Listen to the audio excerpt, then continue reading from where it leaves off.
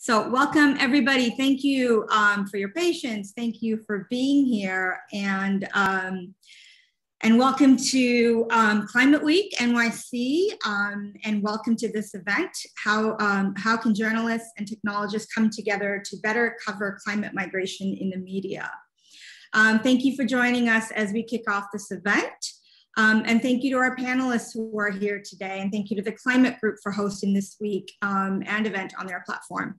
So my name is Molly Tower. I'm the founder and executive director of Climate Refugees, a human rights organization promoting the rights and protections of populations displaced by climate change. We have an exceptional panel of experts today, so I'm not going to waste another minute. On the panel, we have Sarah Stillman, who is a staff writer at The New Yorker, where she covers migration and climate justice. Sarah has also launched the Global Migration Project at Columbia University's Graduate School of Journalism, which has produced more than 30 public interest investigations with more than a dozen outlets. She's also a MacArthur Fellow.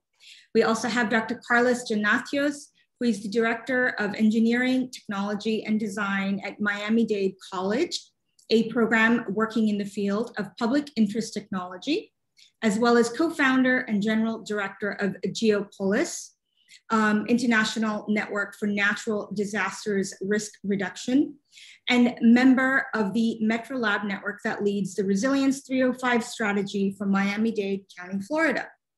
Formerly, Dr. Genatios was the founding Minister of Science and Technology and General Director and Deputy Minister of Urban Development in Venezuela. Also with us, who will join hopefully very shortly, are Todd Miller, journalist and author of several books on migration, borders, and security. One of his most recent books on this topic is Storming the Wall: Climate Change, Migration, and Homeland Security. And we also will have with us Dr. Maryanne Loughry, a psychologist, refugee, migration, and climate-induced displacement expert with global experience, who I actually have met in the field, who is presently a research professor at Boston College and a research associate of the Refugee Studies Center at Oxford University. Now, before we begin, let me offer a few opening remarks to frame this conversation. You may wonder why this conversation. You might ask, what is a technologist? What is public interest technology? So let me explain.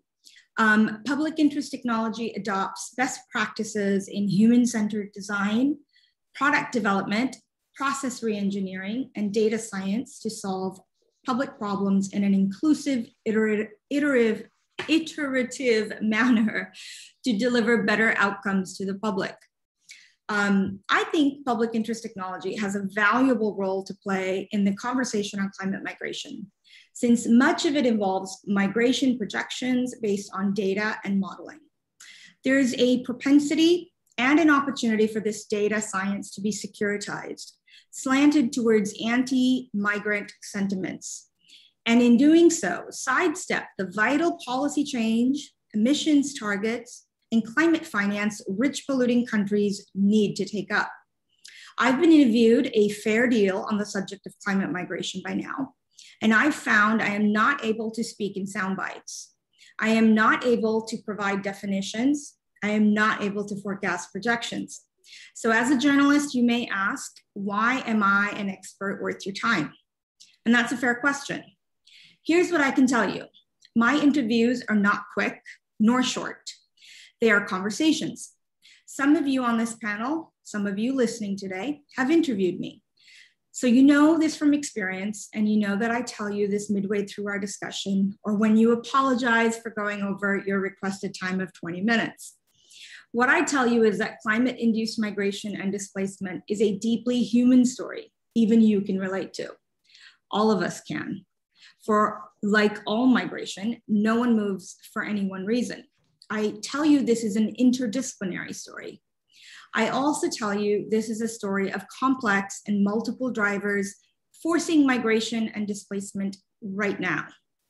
One of which is climate change that heightens vulnerabilities.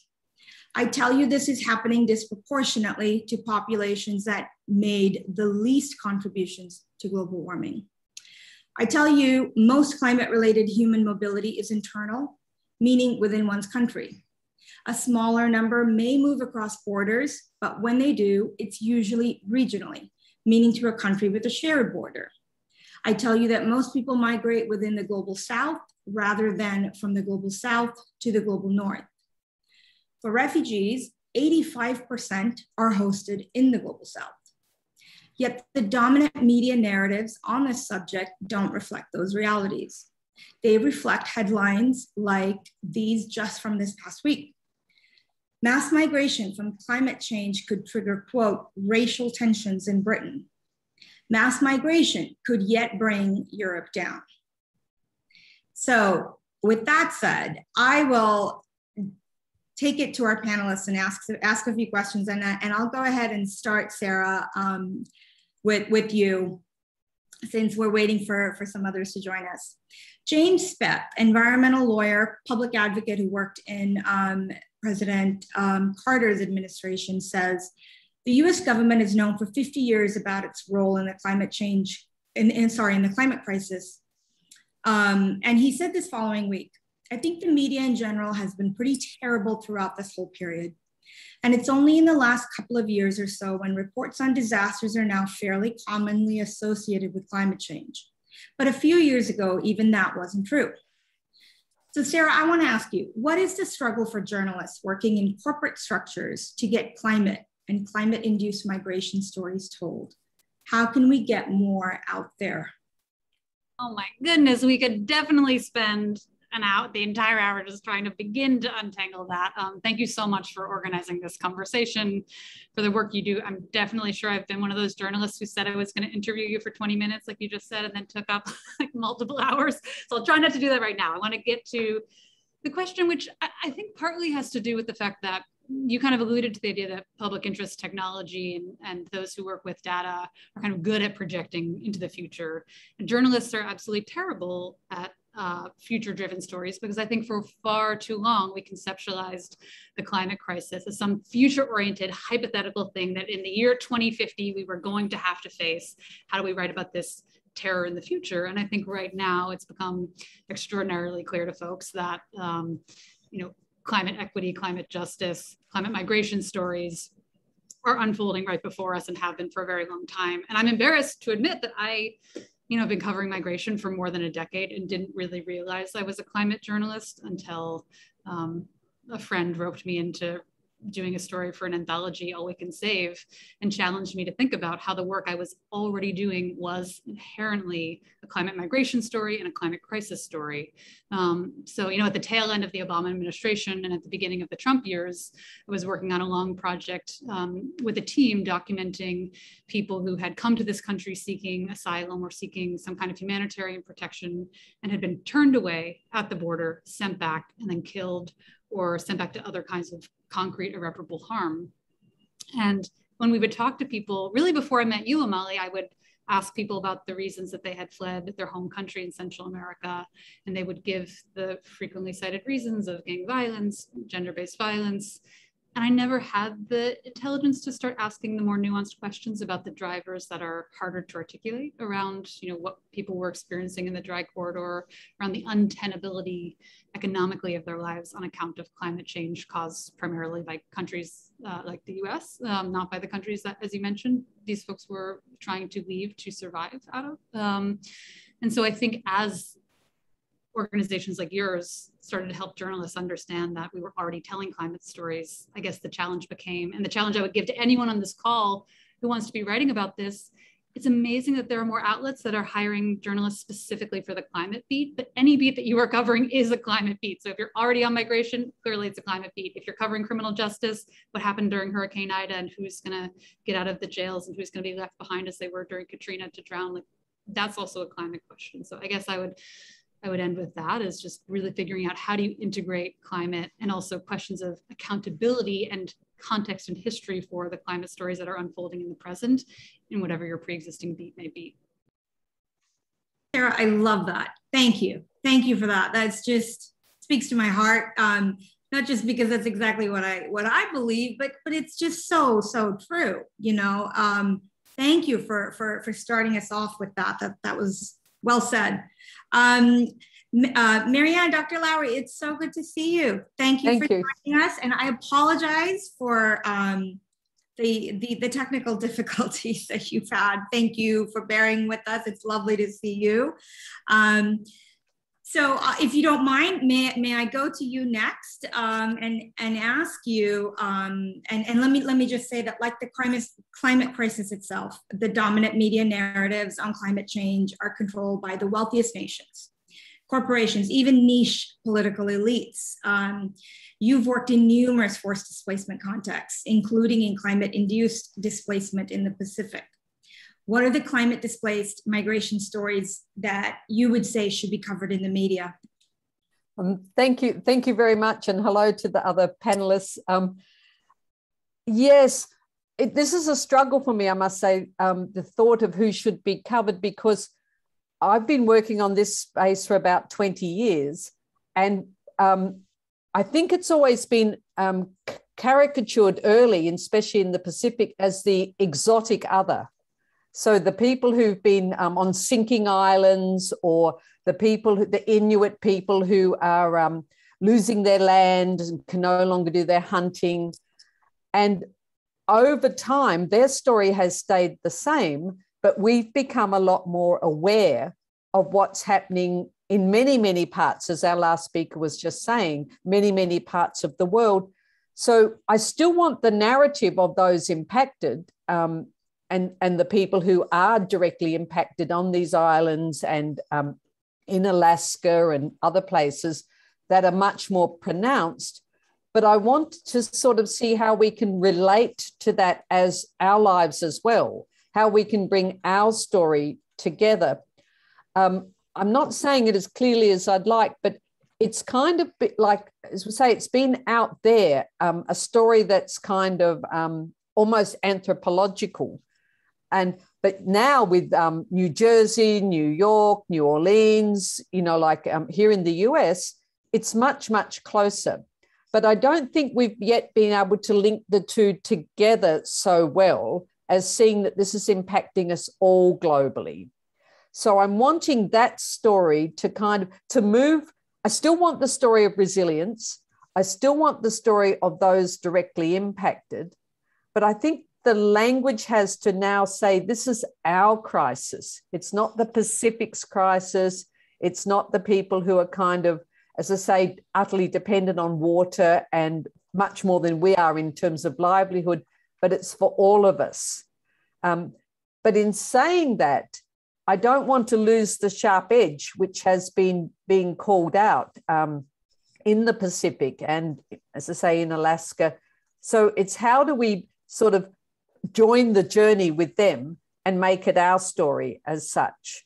I think the story of resilience is very strong, but it's a problematic story in forced migration, because then we think, oh, they're so resilient, they don't need assistance. So we kind of need to craft it so that we realize that this is beyond human control in the sense of one human or one family or one community. This requires all of our thinking. And the last thing which I want to say is, where is the organizing principle for response? Because I've been listening to people talking about climate displacement for 20 years, and they're still not being responded to.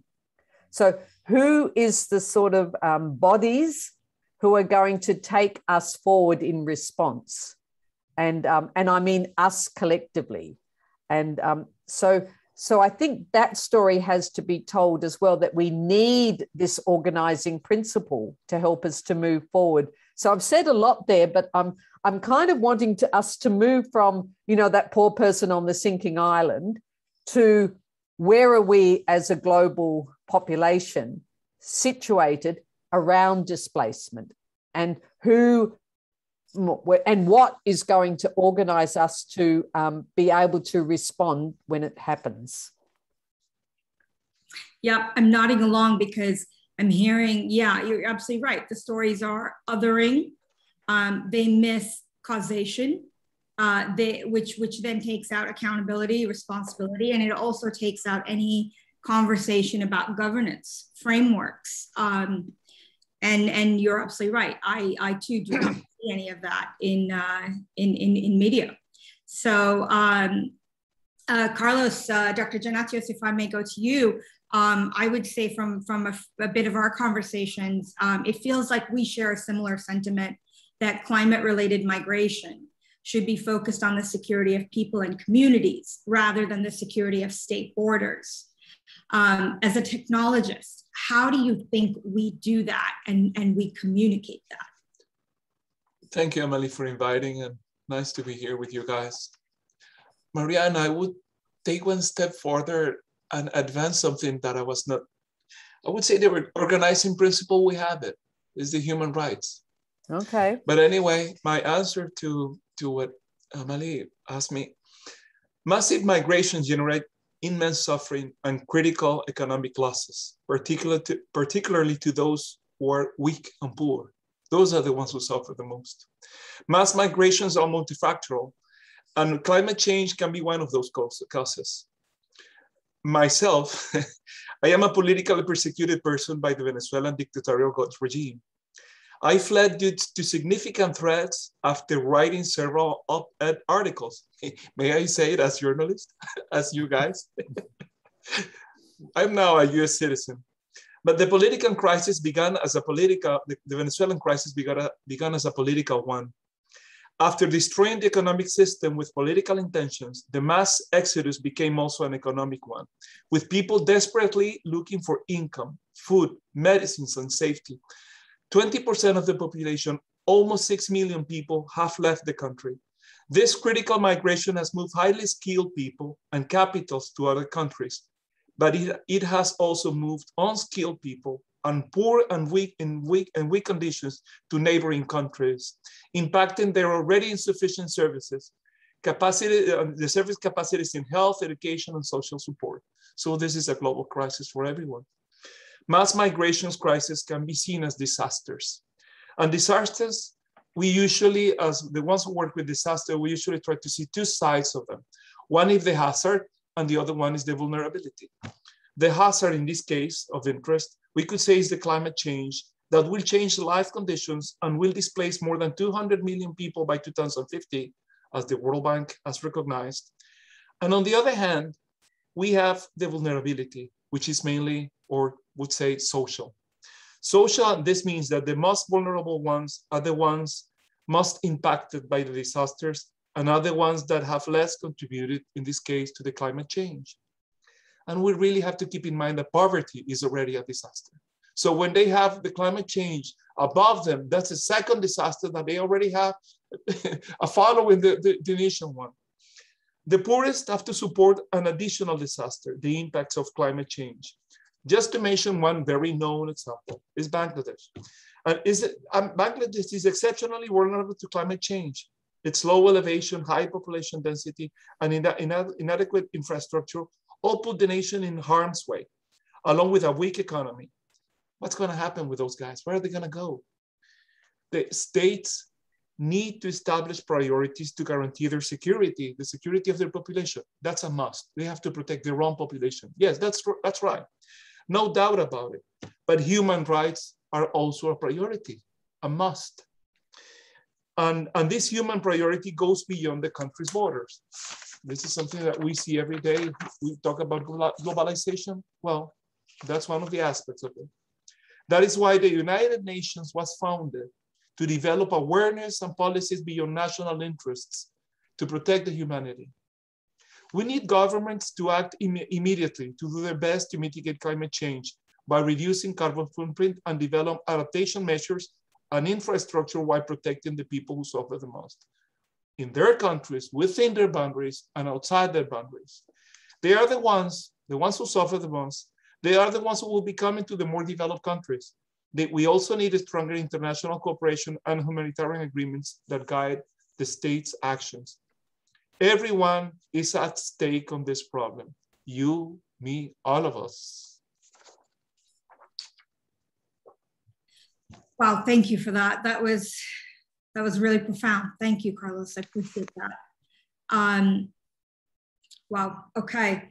Well, I think that's exceptionally important for us to hear, especially at the start of UN General Assembly Week. And you make a really a very astute point in that, yes, you're right. Globalization is understood in very sort of narrow frameworks, and yet it's so true about how closed borders don't necessarily extend those same rights in the way globalization is perceived in other ways. So I want to pivot to talking about some data.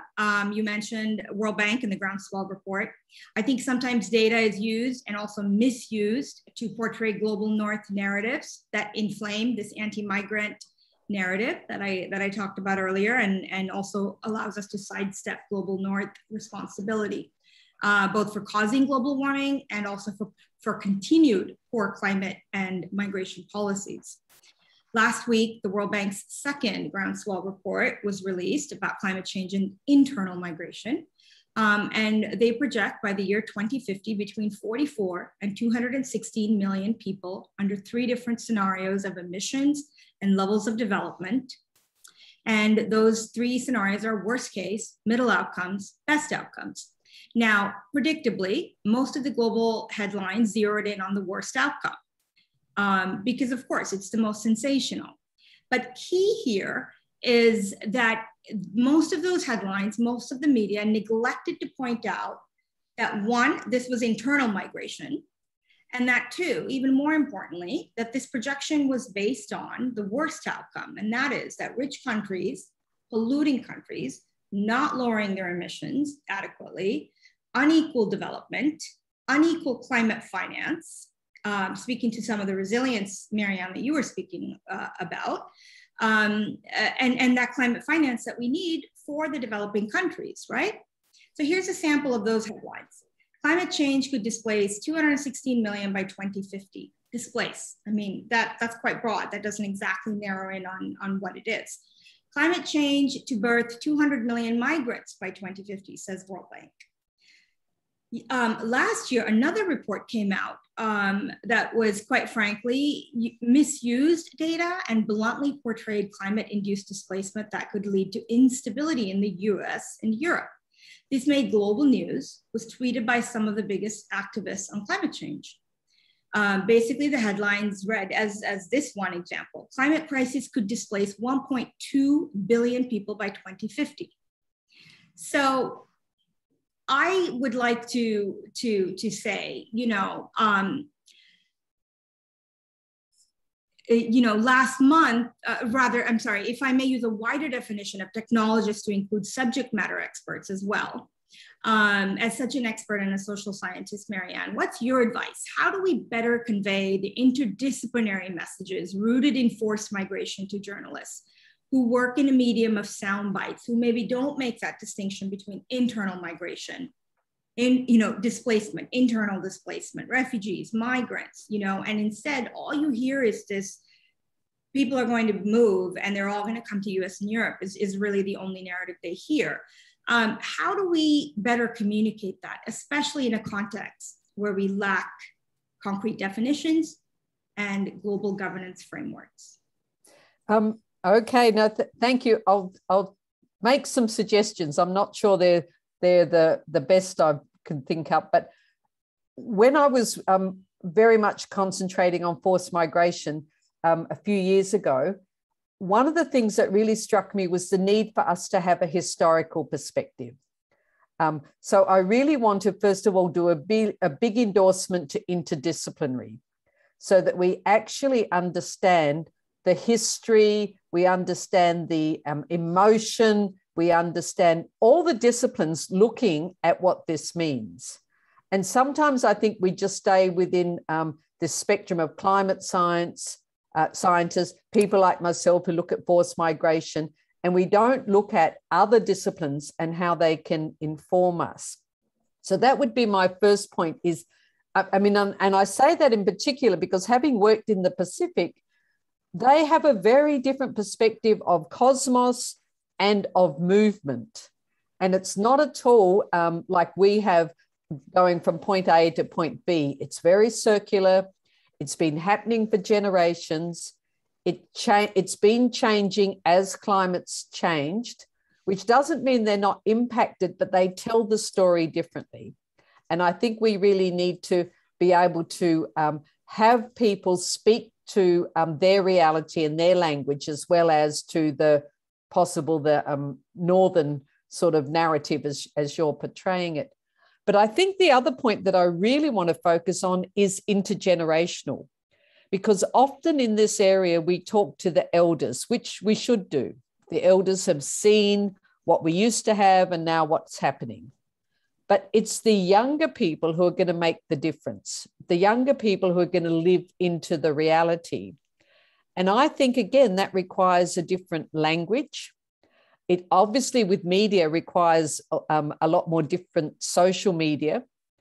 And also, I mean, if I stay with the people I know in the Pacific, it's also accessibility. Like, how do they access information for change or for recognition of what's going on? And it's often in forms like music, for example, or in sort of comics. So it's a whole different way of communicating. So I'm wanting to bring the technology people to interface with the younger people who are living the changes that their ancestors have told them about, and how they can kind of grasp not only the narratives that are around that, but the need for change into the future. So it's a big picture that I'm trying to look at. Often when we forced migration people talk, we tend to be older, we tend to be of a formal discipline. And I'm thinking that this is going to require change. And a lot of the younger people that I'm aware of have heard about climate change from school. We didn't hear about it from school, not so much. So they kind of have often don't need to be convinced, are often even already fearful and aware, and they're bringing the change in their families and in their communities around adaptation. So I'm wanting to kind of have that bigger story of looking at it differently to the way we traditionally do, which again has been mainstream media, science, and understanding the kind of percentages and the changes that are happening. I think it needs a whole different way of framing and of rethinking. Yeah, I think that's very interesting. You may have missed in the beginning, I was saying the same thing, that this is very much an interdisciplinary conversation, which is often, missing. So thank you for that. Thank you very much. Sarah, you alluded to this maybe earlier. We had the pleasure, of course, of meeting when you were overseeing the New Yorker piece, Climate Change and Xenophobia Collide, on the Haitian disaster displacement following Hurricane Dorian in 2019. I can't help but think about the current devastating situation Haitians in this country are facing again at the border in Texas. This week's headlines, and even today, over 10,000 mostly Haitian migrants sleeping under Texas bridge, more expected than today. US launches mass expulsion of Haitian migrants from Texas. What are the contextual stories about the situation in Haiti that further public understanding and humane public policy that the headlines possibly don't tell? Big question, perhaps. Yeah, well, I'm so glad that Maryanne got to one of the central issues, which is in any of these contexts, Haiti, but also most of the places where you're intersecting migration and climate policy. I think you absolutely have to start with history. So I think it actually might help to give people the background on the story you're referencing, because that Haiti story actually came about by accident. I sent my team to tell a very particular story we had in mind. I had a team at Columbia of postgraduate fellows, and they went to the Bahamas after Hurricane Dorian to tell a story about climate migration. And our eyes were trained towards one story. We were looking at the stories of people who were leaving the Bahamas to come to the US after that storm. And what we quickly found by looking at both the data and then by also just having a team on the ground listening to story after story after story at the shelters, we found a really different story, which is that there was a huge already displaced Haitian community living in the Bahamas, and they were living in an area that was called the shanty towns. And these were, as it sounds like, very precarious housing situations where whenever a big storm came, they would be absolutely devastated. And what happened after Dorian was that the government told people, this immigrant community, don't worry, we're going to set aside our kind of intense sort of Trump era style rhetoric about deportations for a moment in the context of this disaster, and you can come seek help. Haitians trusted that information, and then they went to the shelters and were subsequently rounded up and deported to Haiti. And it feels like a very good example of part of what this type of investigative journalism requires is actually listening to and letting stories evolve on the ground. But I've learned that we cannot just talk about climate migration as stories of people who are leaving where they are. We also need to talk about how hyper-exposed pre-existing migrant communities, like Carlos mentioned, Bangladesh, very good example that we also wrote about are the Rohingya and many different refugee populations that are situated in a very dangerous way vis-a-vis extreme weather events. And I think pretty much around the world, including the Haitian community right now that is at our border, you know, the Haitians who have been waiting in the migrant protection protocols that Trump created, and now due to Title 42, which Biden has kept going, a Trump era policy that was basically utilizing the pandemic as I would argue, a rhetorical ploy to be able to extrajudicially deport or expel people without much due process. The Haitians that we see now are not only fleeing both climate disasters in their home country, the whole, as you mentioned, kind of intersectional array of things, the recent earthquake, obviously the political unrest, the situation that we saw the families from the Bahamas deported to, which include a whole, you can't really tell that story without also telling a story that is rooted in history and political context. So I think the last thing I would add to that is not just do you have to have an element of history and context for any story you want to tell about these issues, but you also have to have an accountability dimension. And I think where it regards both Haitians who are at the border seeking their right to exercise what they deserve, which is a chance to at least go through the process of trying to seek asylum. Anytime you have a community that's been displaced, we have to ask why they were displaced in the first place. Again, that goes back to some of the history that's true of the Central Americans as well. So that's part of an accountability dimension of the reporting. And I think maybe we see a model for that in what's happening around Afghanistan. I hope maybe Amali will get to hear from you a bit about this, but it feels like that's one of the rare bipartisan realms where we're hearing some discourse about the causal link between a war that the US started and the refugee population that has resulted from that. And I think we could make really parallel arguments about what do we owe Haitian communities that are running from a whole intersectional set of things that US history is also wrapped up in. So I think that's my soundbite way to try to address what is a really enormous policy question that I can't say I am impressed by how the Biden administration is dealing with.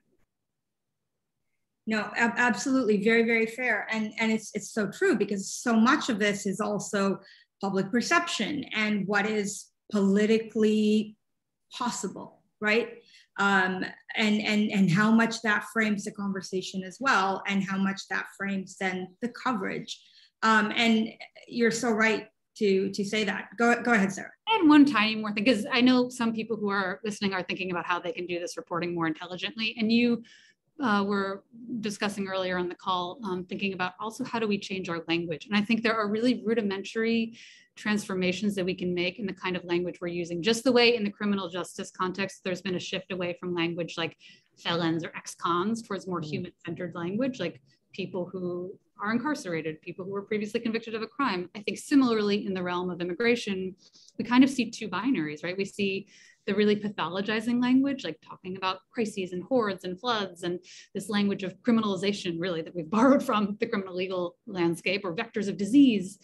But then I also think many of us who are trying to tell rich stories end up in this romanticizing language where we want the perfect anecdote, and we want the sensationalized victim, and we want the huddled masses. And I suppose one of the things it seems like we could really benefit from, both in regard to the Haitians at the border and in regard to almost all of the stories people are talking about on the call today, is telling just messier stories. And maybe that's where the public interest kind of technologist stuff you've brought into the conversation is helpful too, is how do journalists partner with people who work with the broader data picture to just tell stories that don't have to be so neat and tidy and can complicate the simple binaries. Oh, bless you for saying that, because as a non-journalist, as the non-technologist, I have said that so many times, and I feel inadequate saying that, because I feel like I've somehow failed as the person that someone has interviewed, because I'm not able to succinctly tie it up. But I also don't want to, because I want us to do the hard work of telling a messy story. We shouldn't be worried about, oh no, the data might steer us in this direction, or the language might steer us in this direction. It's our job to unpack all that, you know, and too often as subject matter experts, it's on us. What I'll hear is, oh, well, we have to really be careful about how we might sort of tilt the conversations. I think that there's a point there, but at the same time, are we also trying to walk away from the messiness of it all and the truth of it all? No. So there has to be a way to say, you know, to communicate that. And I think you just said that so well. So thank you for that. Carlos, I'm going to come to you next by asking you, last month, we saw also in the news the latest report from the Intergovernmental Panel on Climate Change, which the UN Secretary General called a code red for humanity. Upon its release, scientist and lead author for numerous IPCC reports, Professor Salim Ul-Haq tweeted the following: "Dear global media and journalists, kindly note that the costs of inaction are many. Many times the costs of taking action to reduce the adverse impacts of climate change. So when you question leaders, you need to ask them, why aren't they spending what is needed to avert the crisis?" So the question is posed by a scientist to journalists, but as an engineer, former minister, working in the field of public interest technology, how would you organize yourself, Carlos, to address such a vital public policy question? Wow. The list of things that we can do is absolutely huge, but there will always be insufficient. But we have to do it. That's it. We have to. I can mention a few things that come from my own experience. One of them is I belong to a family of earthquake engineers that was led mainly by the University of Berkeley in California, that with people who studied there about 40, 50 years ago, they created a family that with a huge relationship between the United States and all Latin American countries. And I have been, let's say, raised educationally and researchally by them. And we create a family that works together, that's been working together for a long time. And more than 20 years ago, I was, let's say, the jaunt secretary of them all. When they wanted to do a conference, they always say that we're going to create a conference. And at the end, I say, okay, let me do it. And I became the backup guy who was doing the things, this administrative things. About 20 years ago, we founded the InterAmerican Network for Disaster Risk Reduction. This thing in the core gathers 40 specialists in 12 countries, including the USA. And we work on earthquake engineering, climate change and water resources, and also to support governments in planning and disaster risk reduction. We share the knowledge and develop projects to protect the communities, and we try to support the government. Sometimes they accept it. It's hard because we need to find the funds, and sometimes, normally we get them from the multilaterals, but it's been hard to keep this network alive. Yeah, it's been hard. Some of them, we have lost a couple of them due to age issues. But this is a core of a very deep initiative that we share concerns and efforts. A second thing that I would like to mention would be, in 1999, we have a huge event in Venezuela. The north part of the country suffered extreme rainfalls and debris flows that washed away about $5 billion, and more than 8,000 people died in that event. I was appointed the national authority to create the vision of the reconstruction, the planning. And then one word come into it, interdisciplinarity. That was very absolutely important to do this. We gather a group of people, of experts. At the beginning, we had about 200 people working on this voluntarily. We didn't have the money to do that. And it started from day one.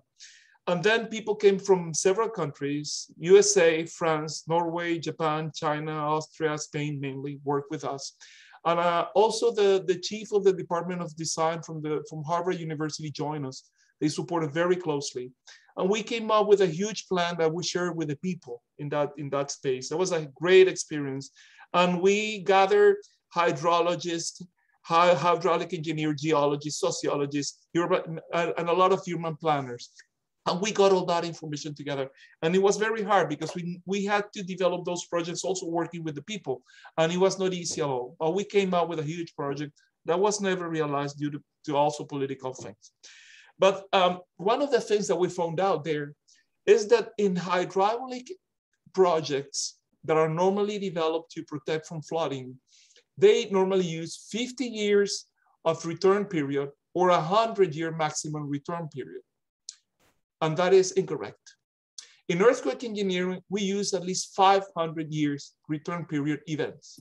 And this is a criteria that must be enlarged to other areas, especially for the people who work with flooding analysis. A third thing that I would mention. Here at Miami-Dade College, I have led and we have created a nice, great program, which we call GSEC, Geographic Information Systems for Environmental Awareness and Community Engagement. And this program was supported by the organization that you have kind of mentioned here, which is the Public Interest Technology University Network. It's a great organization. They're doing absolutely wonderful things here. And I hope they're listening to us because we really adore the work they're doing, those guys. Okay, in that project, this project has allowed us to create a research platform and an academic pathway from high school to graduate studies, which is very important. So students, they learn geographic information systems, which may allow them to make their living, which is a great tool for them today. But at the same time, we have developed a research platform in which they get involved, they get in touch with the problems related to environment. So they, at the end, even if they don't want to, they have to develop little projects or large projects in which they know that they are affected by hurricanes, climate change, flooding, and we can enlarge this also because we also work with earthquakes and tsunamis. In Miami, we don't do it with earthquakes. Hopefully, we don't need that. But this is a way for us to raise concern. And the students, well, this is the project, the research efforts are being well developed, well advanced, but the program, due to COVID, the academic part is going too slowly, but I hope it's gonna come faster now. And we have also been cooperating with people from the City University of New York, from the College of Staten Island, who have suffered a lot lately with the hurricanes and the rains, and who also suffered 9 years ago with Hurricane Sandy. And there is a professor there with whom I have lots of contacts, and we always share information. And she even told me once, listen, a lot of people from Staten Island suffered in Sandy because the maps, the flooding maps were wrong. They were not correct. And they never thought that we were going to be affected by that. And that is one of the things we do. We take the maps and we fly drones to gather the real information and actualize all those risk maps, which at the end are going to raise the fees for the insurances. That's a bad part of it. So we will need the government to follow these efforts. FEMA creates great maps, but they need local participation to develop the local information to be able to better evaluate the risks, the losses, the economic losses, and the social losses, the number of shelters that people might need, the little municipalities, how can they handle this? So this is a huge effort we'll be working on. And I think it could be very interesting to support the people. Because at the end, when you have a student who recognizes that he's having this problem, then he shares it with his family, and then there's a community problem, and they can follow important efforts that have been developed by the county to create resilience, which they're normally not aware of. But if they begin to follow this kind of things, they can listen and they can be part of these efforts. If someone or a community understands that they are at risk themselves and their family, they can join efforts for resilience building, and they can better understand what is happening to others and why there are and will be more mass migrations due to climate change. There is also another aspect that we can talk about this. Once we recognize that people will be moving, we need to prepare people for that kind of things. And technology is a support for that.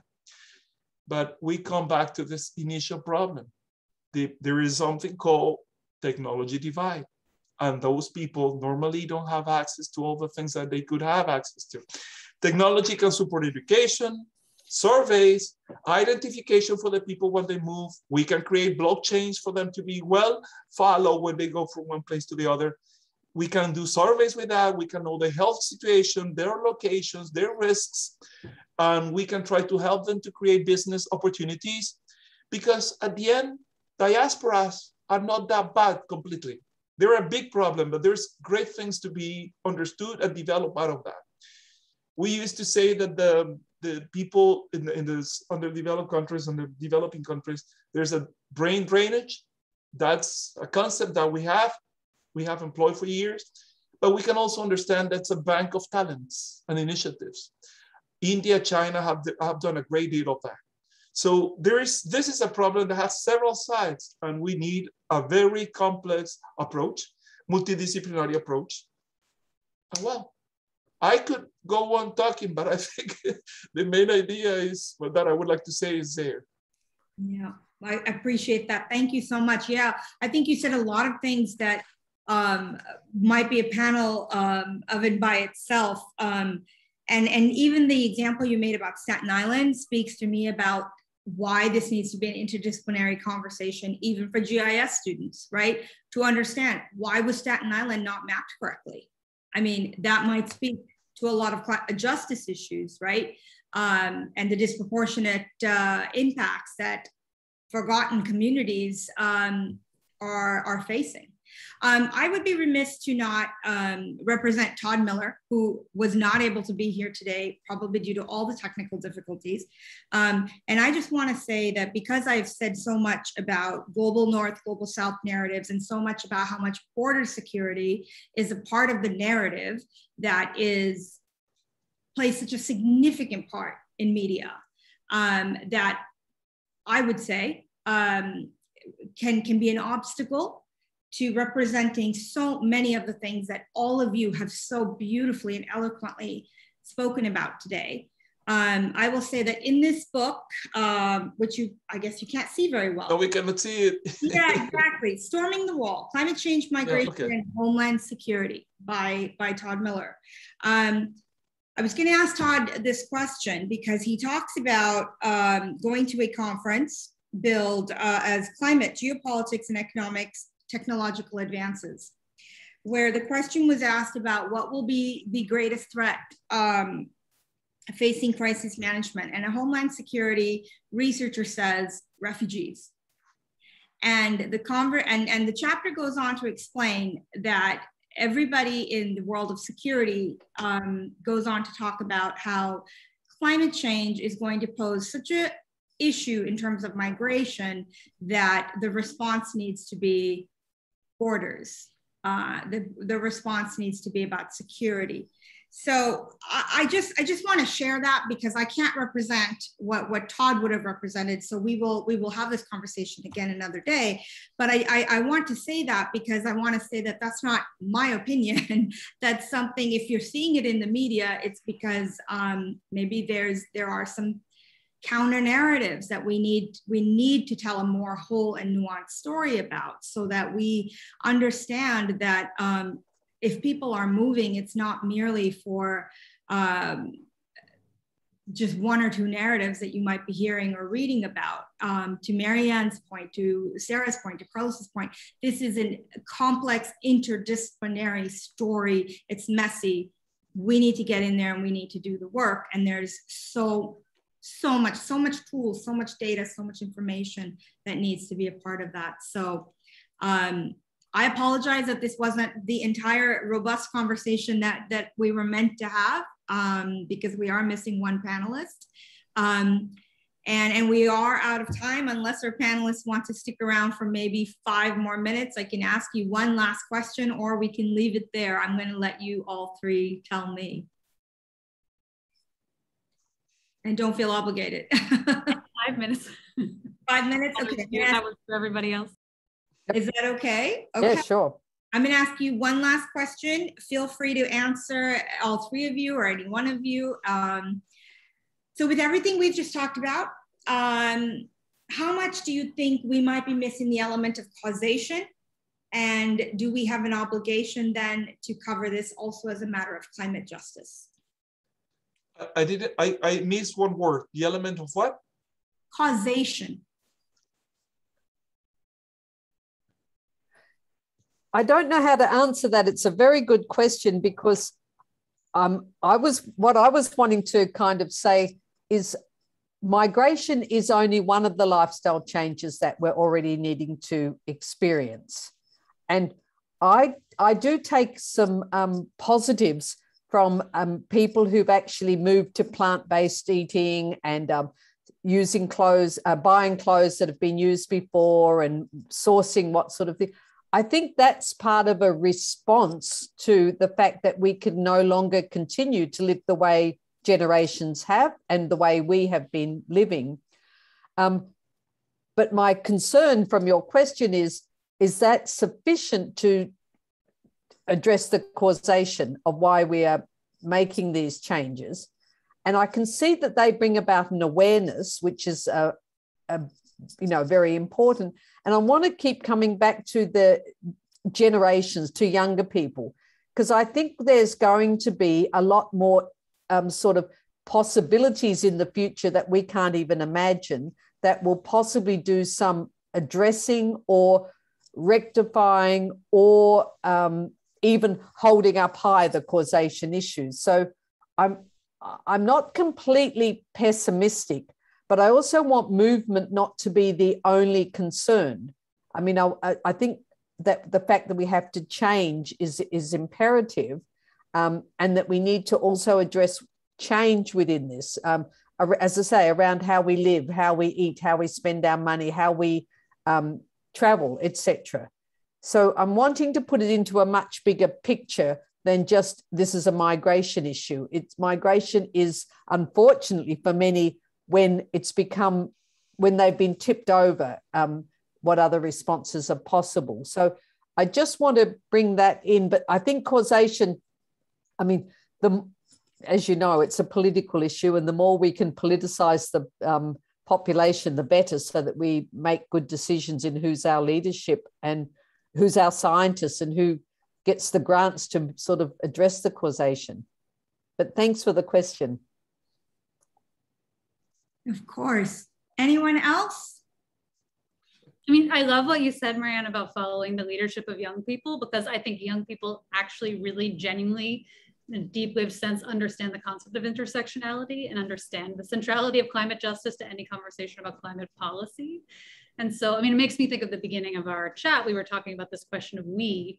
And I think young people are actually very, very good at being skeptical of when is we deployed and in which ways. Like, we need to be cautious about a we that is used strategically to obscure responsibility. And we need to be proactive about a we that is about invoking actual genuine responsibility. Who is responsible for what, and what does that incur? What does that mean that they owe to others? An actual meaning of interconnectivity.